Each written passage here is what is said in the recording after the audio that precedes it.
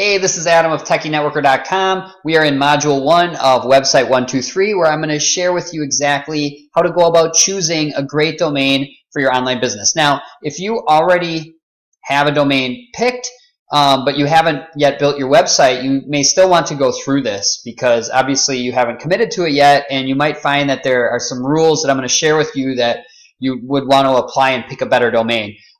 So let's get right into it. Okay, so, oops, how did that happen? Let's go back to the top.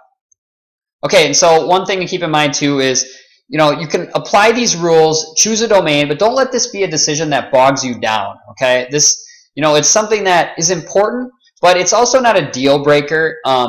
And so I just want you to realize that this shouldn't be something that you take days and days and days to figure out, okay? So let's get right into it. Rule number 1. You want to avoid numbers in your domain if you can, for the obvious reason that when you communicate your domain, this is a big overriding theme here, guys, is you want your domain to be very easy to communicate and very memorable, so that when someone, if they're going to seek you out online and they know your domain and they type it in, they're going to land on your site, right, and not mess it up. So if you have numbers in your domain, they might be thinking, well, let's say, for example, 3 Musketeers. They might think, should I spell the 3 out, or should I just use the number 3, right? So now if you own all the different variations, the possibilities, and you can redirect one variation to the other or whatever, then it's okay, but I just recommend, if at all possible, to avoid using numbers. Same thing with rule number 2. Avoid sounds and words that have multiple spellings. So like as an example, bear hug and bear hug. Bear has 2 spellings, so if you communicated your site name to somebody and they didn't know which spelling to use, that can cause a problem. They might not land on your site. And guys, in the long run, once your brand becomes established and people are seeking you out, they will type in your brand, right, to go directly to your site. So you just want to remove any confusion, if possible, so that they will land on your site every time. Okay, number 3, avoid words with difficult spellings.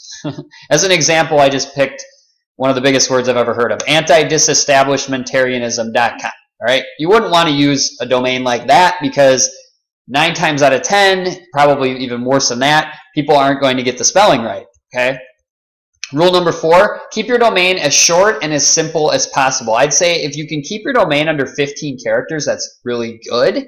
But, just use your own discretion here, but just don't use a super long phrase as your domain. Keep it as short and sweet as possible. Rule number 5, don't niche down to a point that your business might outgrow your domain name. Okay? If you think about it logically, as you grow your business, right now you're focused on a niche, and you should be, but in the long run, that might create other opportunities, and ideally you want your domain name to be such that you really can't outgrow it, right? That it's going to enable you to pursue some other similar opportunities that would still work very well and fit under the domain you choose. Okay, now rule number 6, your name. If this isn't clear what I'm trying to say here, if you want to use your name as your domain, that may be a great option, but in the long run, it might become an issue if you ever decide you want to sell your business, or you want to go in a different direction, right? So just something to keep in mind. For those of you that are really passionate about the niche you're in and you see yourself totally doing this for, as a lifestyle business forever, then your name can be a great option for a domain. But I wanted to at least bring that up so you think about basically maybe how you see your future with your business. Because you can always pick something that's short and simple and more generic, but meaningful in your niche. Like my domain is TechieNetworker.com, right? So I'm offering technical advice. I'm like an advisor for business owners, but that gives me enough flexibility if I go into different niches as well, right?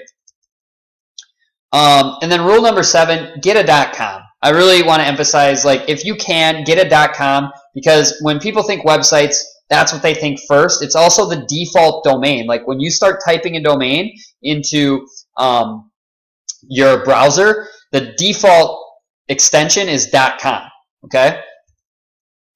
So .net and .org are okay though. So if you're really committed to a specific domain name, I would go do it in that order. If .com isn't available, .net and .org are okay. But if you can, if it's at all possible, get a .com. So basically, you want to choose a domain that is short, easy to say and spell, memorable and meaningful to your audience, and one that doesn't pigeonhole you in that you can't outgrow, right? So with all that said, go about choosing your domain. If you have any questions about any of this, definitely make sure you leave your question in a comment below this video, and I will respond very promptly. Otherwise, in the next video, I'm going to show you how to actually register a domain with my recommended domain registrar, and I will see you in that video.